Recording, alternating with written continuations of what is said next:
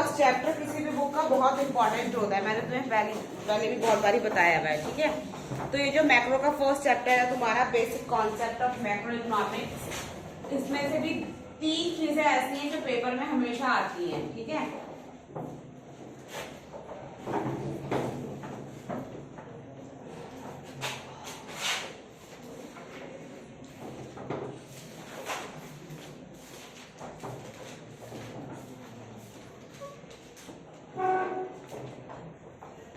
मतलब देखने में ऐसा लगता है कि छोटा सा चैप्टर है, कुछ ऐसा पढ़ने के लिए मिलेगा नहीं, मगर इसमें से पूरी 3 से 4 चीजें ऐसी निकलती हैं जो पेपर में हमेशा आएंगी ही आएंगी, ठीक है। उसमें सबसे पहले होता है आपका एग्रीगेट डिमांड की डेफिनेशन। मतलब ये ऐसा कोई मेन टॉपिक नहीं है, बट एक छोटा सा टर्म है जो कि आता ही है, ठीक है। तो एग्रीगेट डिमांड देखो किसे कहते हैं। एक तो होती है डिमांड। डिमांड का मतलब क्या होता है, जो हमने माइक्रो इकोनॉमिक्स में पढ़ा था। अगर तुम्हें माइक्रो इकोनॉमिक्स और मैक्रो इकोनॉमिक्स के बीच का डिफरेंस याद होगा, तो माइक्रो में हमने क्या पढ़ा था, जब माइक्रो के वेरिएबल पढ़ रहे थे, कि माइक्रो इकोनॉमिक्स में हम क्या पढ़ते हैं, demand, supply, consumer, individual market, और मैक्रो में हम क्या पढ़ते हैं, एग्रीगेट डिमांड, एग्रीगेट सप्लाई, है ना। तो वही सारी चीजें। तो देखो एग्रीगेट डिमांड क्या बोल रहे हैं, it refers to the demand for all goods and services in the economy. It is measured in the term of total expenditure and the purchase of the goods and services in the economy. मतलब aggregate demand का मतलब क्या होता है कि overall market के अंदर कितनी डिमांड हो रही है, कितना खर्चा हो रहा है, कितनी ज्यादा परचेजिंग हो रही है, वो होता है एग्रीगेट डिमांड, ठीक है। फिर एग्रीगेट सप्लाई भी सेम वही है कि ओवरऑल कितनी सप्लाई हो रही है आपकी, ठीक है। अब आता है आपका एक general price level. What is general price level, ये भी 1-2 बार टर्म आई है पेपर में। अब जनरल प्राइस लेवल क्या होता है, देखो it refers to the index of the price of all goods and service at the end of the specified period of a time. For a common man it reflect the cost of living. किसी भी चीज का एक price जो कि and time तक रहे, मतलब एक स्पेसिफिक, मतलब जैसे अगर मैं बोलूंगी कि पोटैटो का जनरल प्राइस लेवल क्या रहा कब, तो जनरल प्राइस लेवल किस बेसिस पर, ऐसा नहीं होगा कि मैं जब से पैदा हुई हूं तब से अब तक का एक ही जनरल प्राइस लेवल होगा, नहीं, ऐसा नहीं होता है। क्या होगा, 1 महीने के अंदर, साल भर के अंदर, या क्या, मतलब एक स्पेसिफिक पीरियड ऑफ टाइम पर किसी भी चीज का एक इंडेक्स प्राइस क्या रहा, कि मैं क्या दिखाया जाएगा कि आलू जो है इंडिया के अंदर 2020 में 30 से 40 रुपए तक के बीच में बेचे गए हैं। तो ये हो गया एक जनरल प्राइस लेवल, की मतलब अब 30 से 40 में कभी 31 भी हुए, कभी 32 भी हुए, कभी 39 भी हुआ, तो मतलब एक जनरल प्राइस लेवल इसे हम कहते हैं, ठीक है। जिसको हम बोलते हैं मैन कॉस्ट ऑफ लिविंग, की एक इंसान को अपनी लाइवलीहुड चलाने के लिए, मतलब एक तरीके से इससे अंदाजा लग जाता है कि कितना खर्चा एक बंदे की लाइफ को चलाने के लिए कंट्री के अंदर होता है, मतलब ऑलमोस्ट, है ना, अप्रोक्सीमेट, ठीक है। तो इसमें यूज होता है। अब इसमें आता है सबसे इंपॉर्टेंट आपका types of goods.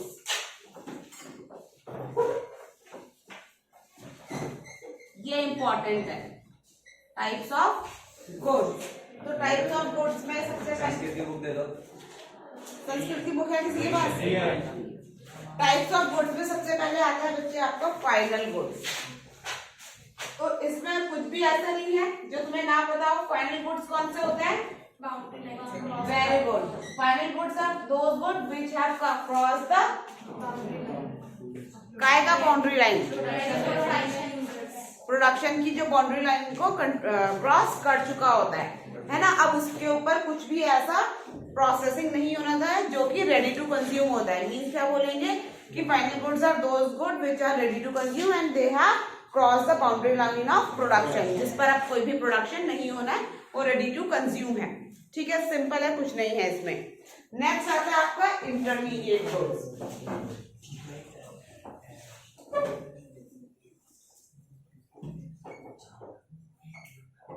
Intermediate goods कौन से होते हैं? इंटरमीडिएट गुड्स वो गुड्स होते हैं जो कि ऐसा रॉ मटेरियल हम जिन्हें ट्रीट करते हैं जिन पर अभी प्रोडक्शन हो रहा होता है। It means intermediate goods are those goods which haven't cross the boundary line, जो अभी बाउंड्री लाइन ऑफ प्रोडक्शन, जिन्होंने प्रोडक्शन की बाउंड्री लाइन को क्रॉस नहीं किया है, उनके ऊपर अभी भी काम चल रहा है, उन पर अभी भी प्रोडक्शन चल रहा है। वो जब प्रोडक्शन पूरा हो जाएगा तब जाके वो फाइनल गुड्स बनेंगे, है ना। जैसे कि अगर हमारा जूस का कंपनी है तो फ्रूट्स जो होगा वो क्या है, इंटरमीडिएट गुड्स, और जूस क्या है, फाइनल गुड्स। ठीक है, ये भी पता है हमको। अब आता है हमारे पास difference between intermediate and final goods कि क्या डिफरेंस है। वैसे ये डिफरेंस इतना ज्यादा आता नहीं है, ज्यादातर केवल डेफिनेशन आती है फाइनल और इंटरमीडिएट गुड्स की, मगर आता भी है तो देख लो, कभी कभी आ भी जाता है डिफरेंस भी 4 मार्क्स में। तो देखो क्या बोल रहे हैं, फर्स्ट डिफरेंस मैंने हमेशा क्या बोला है कि फर्स्ट डिफरेंस क्या होता है, डेफिनेशन होती है। तो क्या बोल रहे हैं, देखो intermediate good, these are goods remain within the boundary line of the production and are not ready for the use of the final use. Intermediate goods कौन से हैं, जो भी प्रोडक्शन बाउंड्री के अंदर हैं और वो अभी फाइनल कंज्यूमर तक जाने के लिए रेडी नहीं है।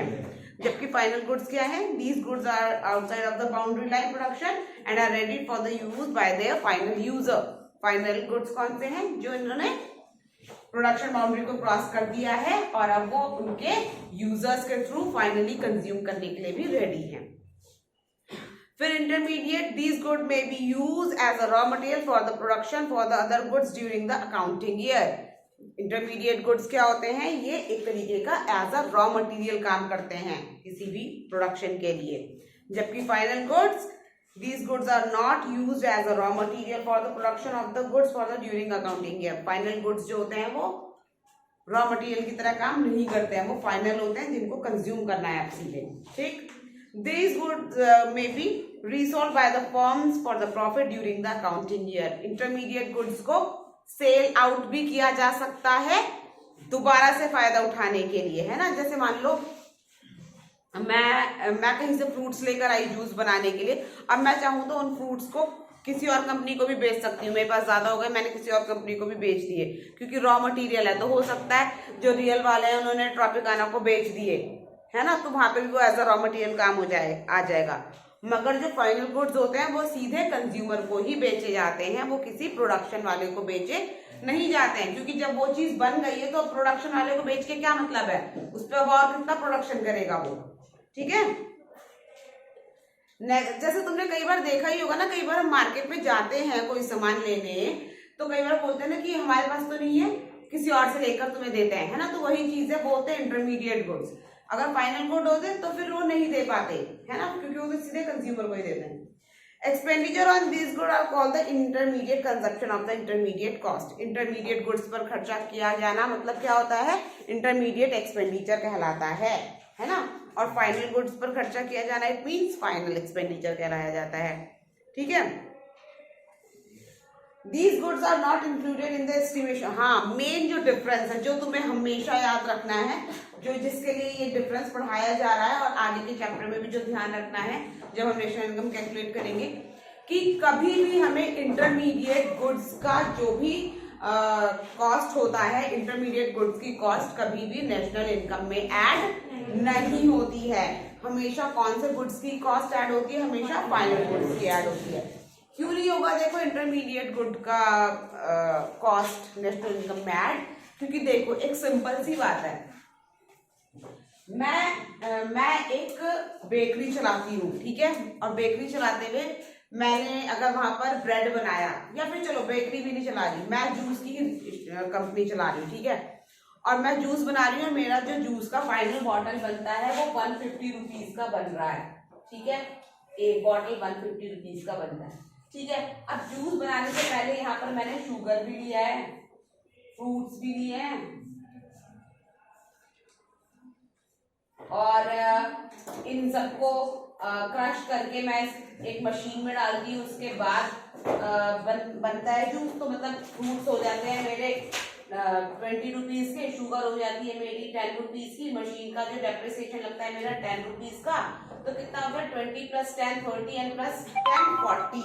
तो मतलब 40 रुपीज का मेरा खर्चा आता है, प्लस ट्रांसपोर्टेशन वगैरह सब बेच के जो भी मेरा खर्चा होता है वो 110 तक पड़ जाता है। और फाइनली मैं उसे फिर 150 का बेचती हूँ, तो 40 रुपये का मेरा प्रॉफिट हो जाता है।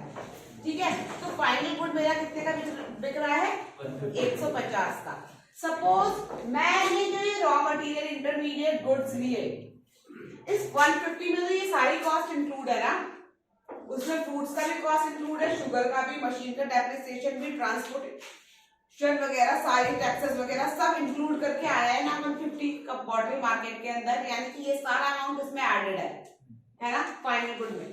सपोज कि मैं इस इंटरमीडिएट गुड्स का भी ऐड करने लग जाऊं नेशनल इनकम में मैं इस 20 रुपए को भी ऐड करने लगूं, 10 का रॉ मटेरियल भी ऐड करूं, मशीन का ये, तो इसका मतलब क्या हो जाएगा कि एक बार यहाँ पर ऐड हो गया फाइनल गुड में और फिर अलग से भी ऐड करना है, तो डबल काउंटिंग हो जाएगी। क्या हो जाएगी?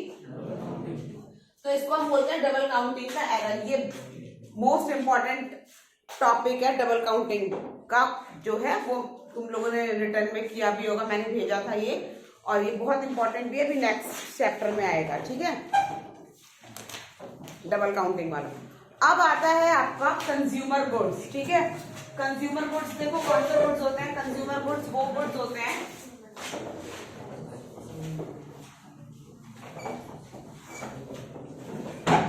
कंज्यूमर गुड्स वो होते हैं जो सिंपल कंज्यूमर्स के थ्रू कंज्यूम किए जाते हैं। अब जैसे मशीनरी वगैरह हो गई तो उसको हम एकदम से कंज्यूमर गुड्स नहीं बोलेंगे। जैसे बड़ी बड़ी मशीनरी है, जैसे जेसीबी है, तो वो कोई कंज्यूमर गुड्स नहीं है ना, वो तो क्या है, एक तरीके से एसेट्स में काउंट हो जाता है वो एक तरीके का, ठीक है। अब देखो क्या है, कंज्यूमर गुड्स को भी हम जब क्लासिफाई करते हैं तो सबसे पहले आता है आपका ड्यूरेबल गुड्स,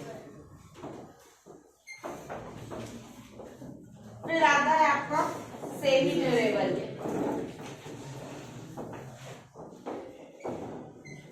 फिर आता है non durable, and then services.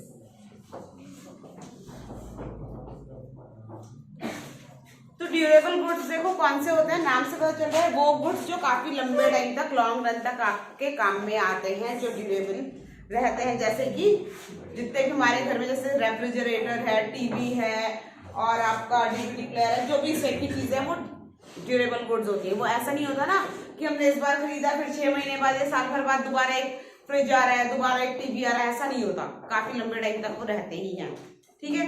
फिर आता है आपका सेमी ड्यूरेबल गुड। तो सेमी ड्यूरेबल गुड्स में क्या आता है कि जैसे जो हम घर में क्रॉकरी वगैरह यूज करते हैं, या फिर हम कोई भी चीजें, मतलब जैसे क्लोथ्स, क्रॉकरी या छोटी मोटी जो चीजें जिनको हम चेंज कर ही लेते हैं, वो आ गई, ठीक है। नॉन ड्यूरेबल में बहुत सारी चीजें आएंगी जो पेरिशेबल टाइप की चीजें जो ज्यादा दिन नहीं टिकती हैं, जैसे बिस्किट हो गया, मिल्क हो गया, ये सारी चीजें, ठीक है। उसके अलावा आती हैं आपकी सर्विसेज, जो भी आप सर्विसेज लेते हो, बीएसएनएल की सर्विस ले रहे हो या फिर केबल की सर्विस ले रहे हो, वो सारी चीजें आ गई सर्विसेज में, ठीक है।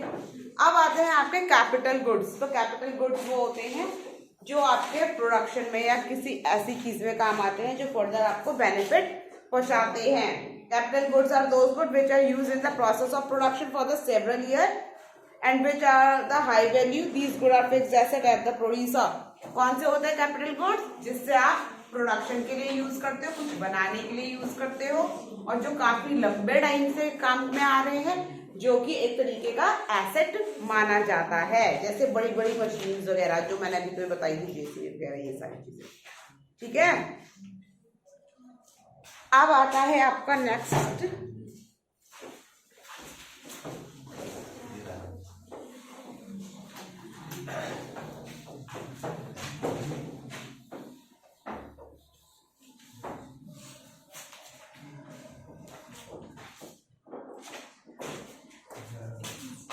इन्वेस्टमेंट। इन्वेस्टमेंट क्या होती है? हमने कहीं इन्वेस्ट किया क्या? जैसे हमने वो खरीदा प्लॉट खरीदे हमने, तो हमने पैसे इन्वेस्ट किए। इन्वेस्टमेंट का मतलब सिंपल ही होता है कि जब भी हम अपने कैपिटल को बढ़ाना चाहते हैं, तो मतलब एक process which form the capital, एक कैपिटल फॉर्मेशन प्रोसेस को ही हम इन्वेस्टमेंट कहते हैं। किसी भी जगह पर, चाहे हम लैंड में या किसी भी चीज पर, मशीनरी में इन्वेस्ट करते हैं, किस इंटेंशन से करते हैं कि उसका पैसा डबल ट्रिपल या फिर बढ़ेगा, है ना। तो बढ़ा पैसा बढ़ना it means capital form up होता है। तो इन्वेस्टमेंट क्या होता है? Is the capital formation process. ठीक है। अब इन्वेस्टमेंट भी दो टाइप की होती है, एक होती है फिक्स्ड इन्वेस्टमेंट और एक इन्वेंट्री इन्वेस्टमेंट। तो फिक्स्ड इन्वेस्टमेंट क्या है कि जब भी हम कोई फिक्स्ड एसेट खरीदते हैं, सपोज हमने लैंड खरीद लिया है ना, तो वो क्या हो गया? एक फिक्स्ड इन्वेस्टमेंट हो गई। या फिर हमने कोई बड़ी सी मशीनरी खरीद ली, वो एक तरीके से क्या हो गया? फिक्स्ड इन्वेस्टमेंट हो गया। फर्नीचर किसमें है? फर्नीचर कोई इतना, अब टेबल खरीद ली, ये थोड़ी बोलेगा कि हमने इन्वेस्टमेंट कर लिया है। फर्नीचर को हम कैपिटल में नहीं काउंट करते हैं। ठीक है। कोई हमने फ्लैट खरीद लिया तो वो इन्वेस्टमेंट हो गया। ठीक है। उसके अलावा हमारी जो इन्वेंट्री इन्वेस्टमेंट होती है। इन्वेंट्री का मतलब क्या होता है ये बताओ मुझे अब। Very good. इन्वेंट्री का मतलब क्या होता है? इन्वेंट्री का मतलब स्टॉक। इन्वेंट्री एक स्टॉक कॉन्सेप्ट है, हम ये कह सकते हैं। इन्वेंट्री का मतलब स्टॉक है, हम ये नहीं कहेंगे। Inventory is a stock concept only. Actually inventory का मतलब क्या होता है, कौन बताएगा?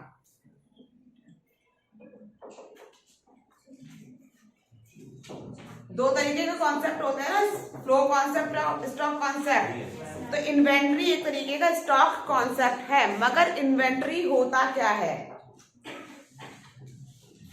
इन्वेंट्री का मतलब ये होता है कि जब भी कोई प्रोड्यूसर अपनी कंपनी में कुछ प्रोडक्शन करता है तो या तो उसका सामान बिक जाता है या फिर नहीं बिकता। तो जब बिक जाता है तब तो वो कंज्यूमर के पास चला जाता है, मगर जब नहीं बिकता तब वो कहाँ जाता है? तो वो उसके गोडाउन में पड़ा होता है। अब गोडाउन में पड़ा हुआ है, इसीलिए आप उसे स्टॉक कह रहे हो। ठीक है, क्योंकि वो गोडाउन में पड़ा हुआ है। कई बार ऐसा भी होता है कि सामान बिका भी नहीं, लेकिन वो गोडाउन में एज अ फाइनल गुड भी नहीं पड़ा, वो क्या पड़ा हुआ है? सेमी फाइनल पड़ा हुआ है। मतलब आधा बना हुआ है और आधा नहीं बना हुआ है, मतलब बचा हुआ है, मतलब प्रोसेसिंग उस पर चल रही है। तो सामान दो ही रीजन की वजह से बचा हो सकता है इन्वेंट्री में होता है, या तो वो सेमी फिनिश्ड होता है और या फिर वो बिका नहीं होता है। तो इन दोनों ही कंडीशन में अगर सामान बचा हुआ है इट मींस कि ये इन्वेंट्री स्टॉक है। क्या है? Inventory stock. हाँ ठीक है, तो ये होता है। नेक्स्ट है आपका, अब आता है नेक्स्ट बेटा, इन्वेंट्री को ही जब हम पार्ट में डिवाइड करते हैं तो एक होता है आपका डिजायर्ड इन्वेंट्री और एक होता है अनडिजायर्ड इन्वेंट्री। अब डिजायर्ड इन्वेंट्री और अनडिजायर्ड इन्वेंट्री में क्या डिफरेंस रहेगा, किसी को पता है? इच्छा इन्वेंट्री और अनिच्छा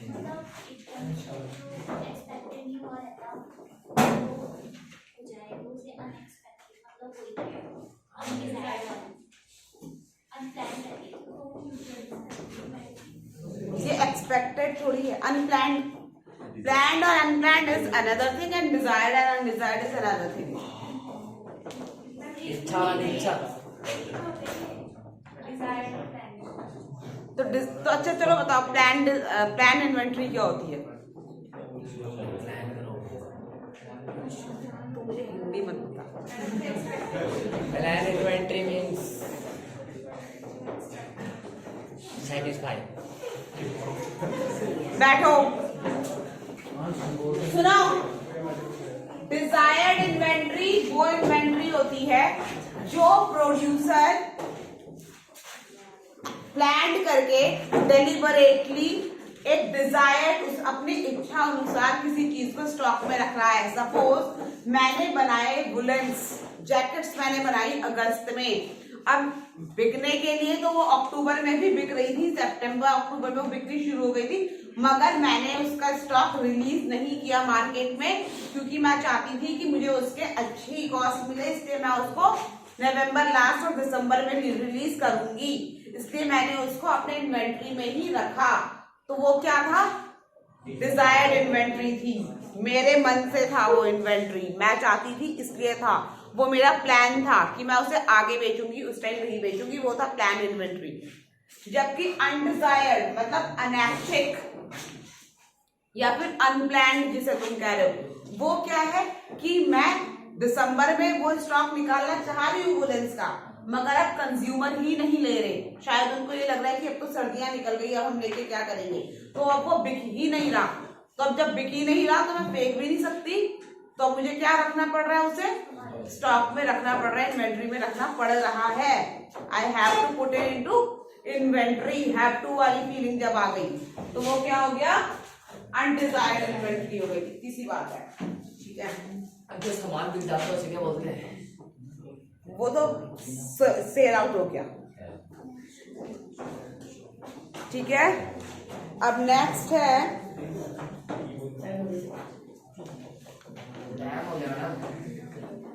नेक्स्ट है बेटा नेट इन्वेस्टमेंट और एक ग्रॉस इन्वेस्टमेंट। तो सुन लो, मैं तुम्हें नेट और ग्रॉस का कॉन्सेप्ट बता रही हूँ और यही कॉन्सेप्ट हमेशा लगेगा तुम्हारे न्यूमेरिकल्स में भी। सुन लेना, मैं दोबारा न्यूमेरिकल कराते हुए इनमें से एक भी चीज को दोबारा रिपीट नहीं करूंगी, मैं बता रही हूँ। अब तो टाइम हो गया।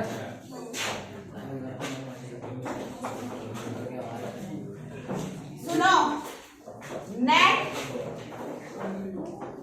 वैल्यू किसी भी चीज की और ग्रॉस वैल्यू किसी भी चीज की, नेट और ग्रॉस का डिफरेंस सुन लो, किसी को पता है तो रेज योर हैंड्स। नेट, अगर मैं बोलती हूँ कि नेट इन्वेस्टमेंट और मैं बोलती हूँ ग्रॉस इन्वेस्टमेंट, तो इसके बीच किसी को डिफरेंस पता है? अगर मैं बोलती हूँ ग्रॉस डोमेस्टिक प्रोडक्ट और मैं बोलती हूँ नेट डोमेस्टिक प्रोडक्ट, तो इसके बीच का डिफरेंस किसी को पता है? तुमने किया ही क्या है?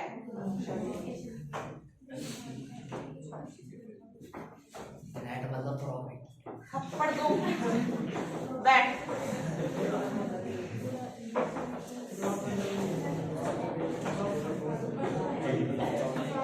और ये तुम बोल रहे थे कि हम घर में बैठ के पढ़ाई कर रहे हैं, ये चार जो हैं मुझे तो घर पे बैठ के हम पढ़ाई कर रहे हैं और इनको ग्रॉस और नेट के बीच का डिफरेंस ही नहीं पता चल रहा है, तो बोल क्यों नहीं पा रहे हैं ये चीज? क्योंकि अभी अभी बुक में से पढ़ रहे हैं और कॉन्फिडेंस नहीं आ रहा है। तो हम पे किताब नहीं है, सुनो, किसी भी चीज का नेट वैल्यू इट मींस कि उसके अंदर डेप्रिसिएशन ऐड नहीं है, ठीक है। किसी भी चीज का ग्रॉस वैल्यू, इसका मतलब उसके अंदर डेप्रिसिएशन ऐड है। सपोज मैं बोलती हूँ net domestic product, net domestic product, तो इसमें क्या होगा, प्राइमरी सेकेंडरी और टेरिशरी सेक्टर्स में जितनी भी सेलिंग हुई होगी, जितना भी सामान बिका होगा, उन सब से जो भी कॉस्ट मिला, उन सब का कॉस्ट जो आएगा विदाउट डेप्रिसिएशन वो होगा नेट डोमेस्टिक प्रोडक्ट। जबकि ग्रॉस में क्या होगा, उन सब का कॉस्ट जो भी रेवेन्यू मिला होगा वो प्लस डेप्रिसिएशन वो हो जाएगा आपका ग्रॉस डोमेस्टिक प्रोडक्ट। तो बात हो रही थी net investment and gross investment की। तो नेट इन्वेस्टमेंट क्या होती है? Net investment is the investment where there is no depreciation, जिसके अंदर डेप्रिसिएशन नहीं होता, और gross investment is the investment which include the depreciation, ठीक है। आगे बस आगे का चैप्टर का कल 3 होगी। 1 मिनट रुक जाओ।